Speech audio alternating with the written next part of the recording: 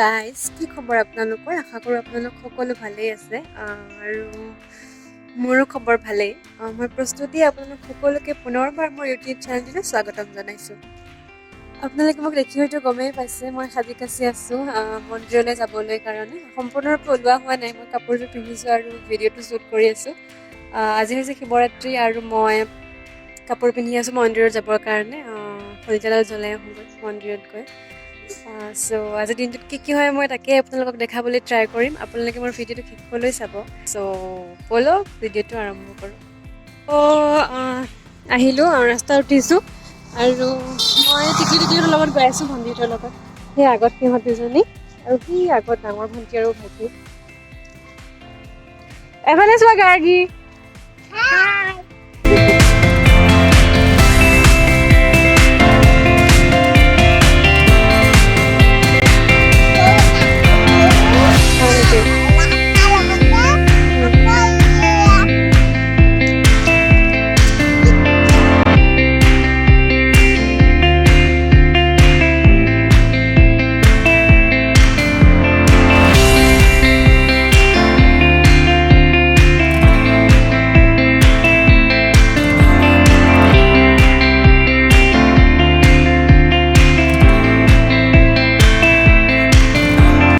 মন্দিৰ পালোঁ আহি আৰু এইফালে ভণ্টিয়ে বেলপাত ছিঙিছে, কাৰণ আমাৰ ওচৰত বেলপাত পাবলৈই নাই আৰু আমাৰ ঘৰতো বেলপাত নাই।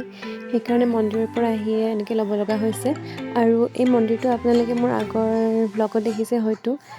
মোৰ ফাৰ্ষ্ট ব্লগটো মই এই মন্দিৰটোৰ পৰাই ষ্টাৰ্ট কৰিছিলোঁ। আৰু এতিয়া বেলপাতকেইটা ছিঙি বেলপাতকেইটা ধুই লওঁগৈ, তাৰপিছত পূজা কৰিম আৰু।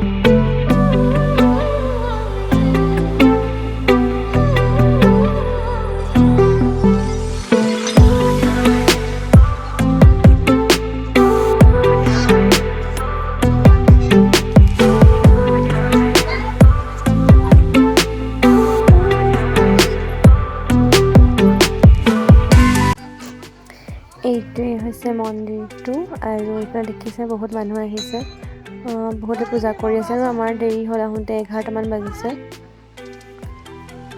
মানুহবোৰ আহিছে আৰু পূজা কৰি গৈ আছে।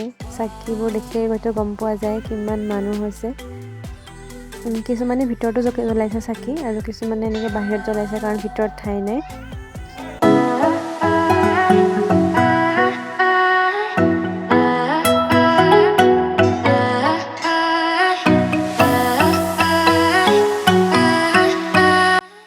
আৰু এইফালে প্ৰসাদ বিলাই আছে, সকলোৱে প্ৰসাদ লৈ আছে আৰু পোৱাবোৰে খাই আছে।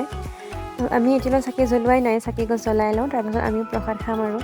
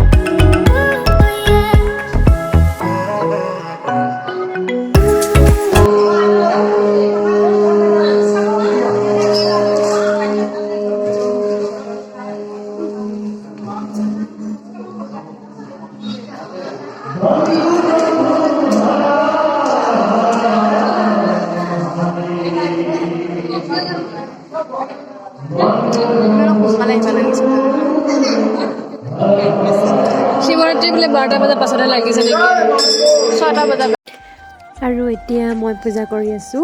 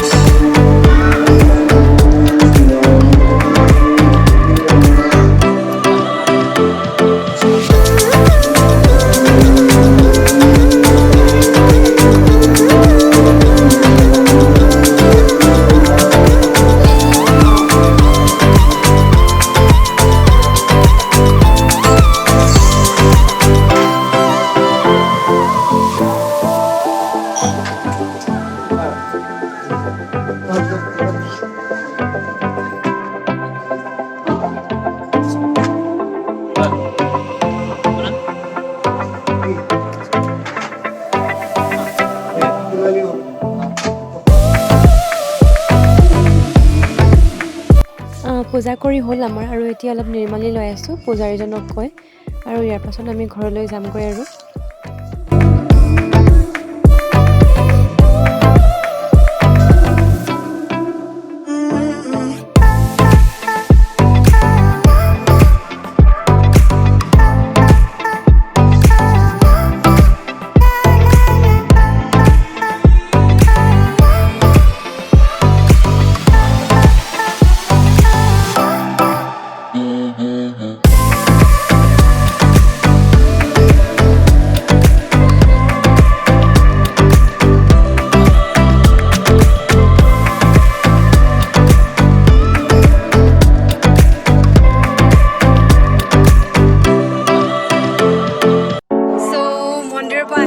এতিয়া ঘৰলৈ গৈ আছোঁ ভাল লাগিলে মন্দিৰত গ'লে এনেও মনটো ভালেই লাগে ব্লগটো বেছি দীঘল নকৰোঁ আৰু ইমানখিনিতে শেষ কৰিম গতিকে বাই বাই